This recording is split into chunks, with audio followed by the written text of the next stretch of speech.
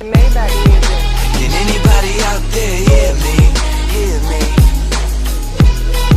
'Cause I just wanna say okay, अस्सलाम वालेकुम guys. तो कल की वीडियो में हमने देखा था कि ये HTML के अंदर हम फॉर्म क्या होते हैं, इनपुट्स क्या होते हैं, तो ये सारी हम लोगों ने देखी थी।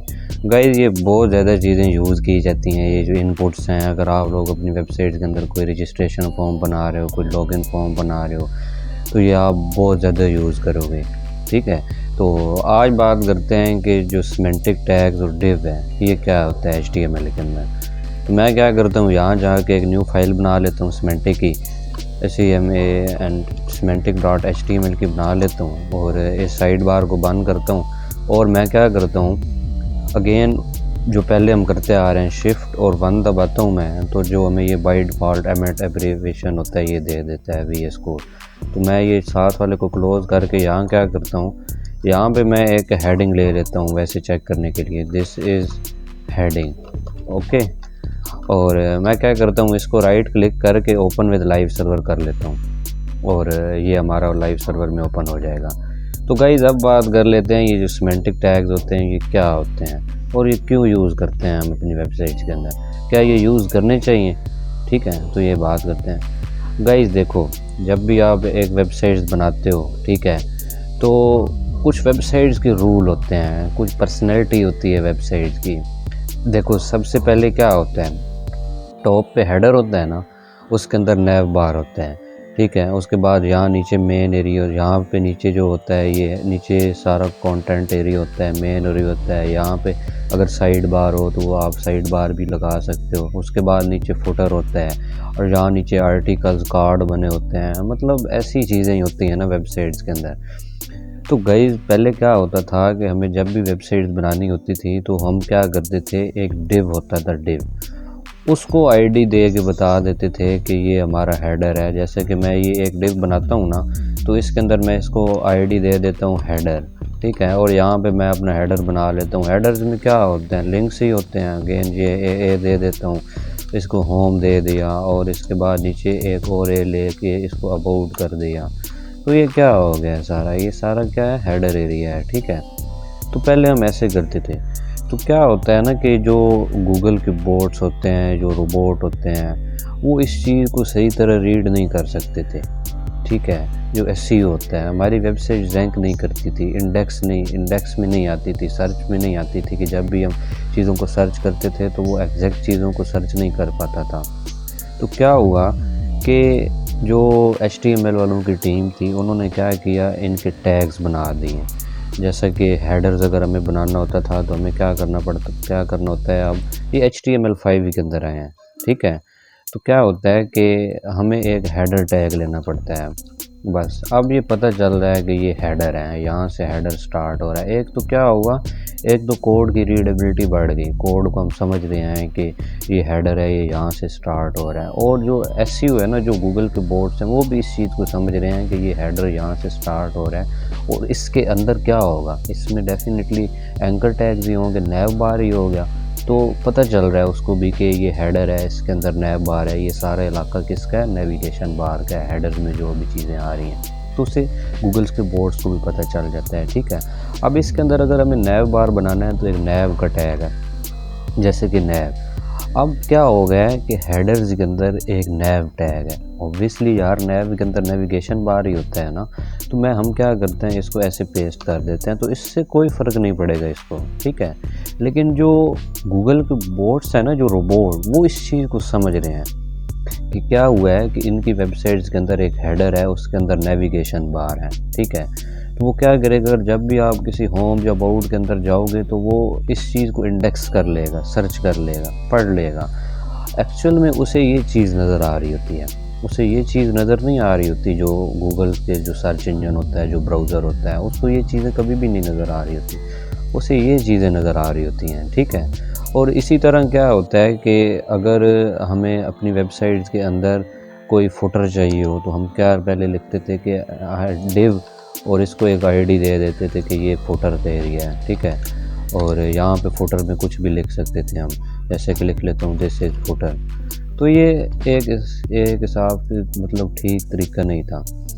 लेकिन कर तो सकते हैं, अभी भी कर सकते हैं, लेकिन बात जब एसईओ की आ जाए तो ये सिमेंटिक टैग बहुत ज़्यादा इंपॉर्टेंट हो जाते हैं।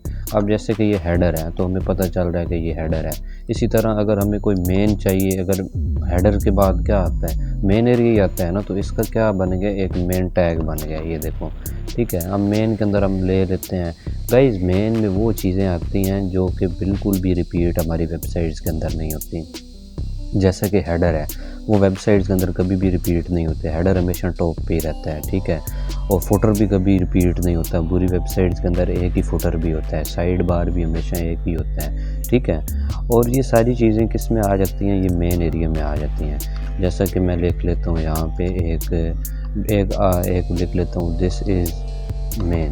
ठीक है, तो ये सारा किसका एरिया है, मेन। इसके अंदर अब आप लोग साइड बार बना सकते हो, अब इसके अंदर आप लोग कुछ भी मतलब आर्टिकल ले सकते हो, कुछ भी बना सकते हो, ये सारा मेन के एरिया है। जब भी आप लोग मेन एरिया के अंदर कुछ भी लिखते हो ना, तो कुछ भी आप सर्च करते हो, तो जो सर्च इंजन है ना, जो ब्राउज़र है, वो इस चीज़ को रीड करता है कि ये सारी चीज़ें मेन में है, तो वो फ़ौरन इंडेक्स के अंदर आप लोगों को दे देता है और आप लोगों की जो वेबसाइट है वो रैंक कर जाती है। अब एसईओ से क्या मुराद है गाइस, देखो जब भी आप लोग किसी भी वेबसाइट को सर्च करते हो, कोई भी, अगर देखो फेसबुक अगर आप लोग सर्च करते हो, ठीक है, www.facebook.com, तो उसका जो हमेशा जो लिंक होता है वो पहले नंबर के ऊपर आता है। ठीक है, वो क्यों आता है, क्योंकि उसका एसईओ वो है।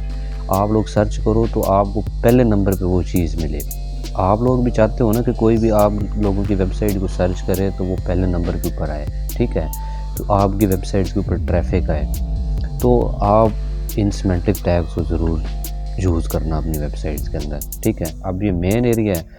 अब मेन के बाद कौन से सिमेंटिक टैग्स होते हैं, एक सेक्शन है, सेक्शन, ये भी एक सिमेंटिक टैग है।